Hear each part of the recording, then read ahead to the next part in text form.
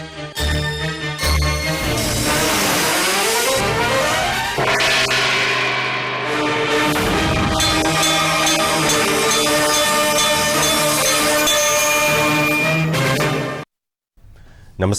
ఘంటారావానికి స్వాగతం. ముందుగా ప్రధాన అంశాలు.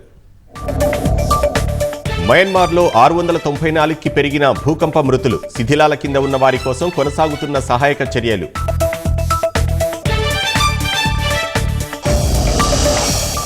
ఛత్తీస్గఢ్ సుక్మా జిల్లాలో భారీ ఎన్కౌంటర్. 16 మంది మావోయిస్టులు హతం.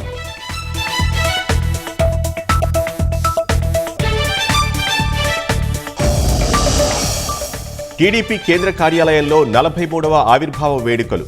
జెండా ఆవిష్కరించనున్న అధినేత చంద్రబాబు.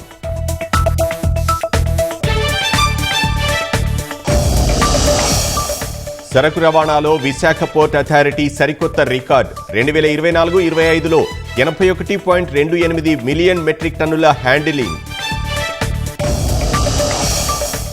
ఆన్లైన్ బెట్టింగ్లతో ప్రొద్దుటూరులో యువకుడు బలవన్మరణం. అధిక అప్పులు తీర్చలేక చనిపోయినట్లు తండ్రి ఆవేదన.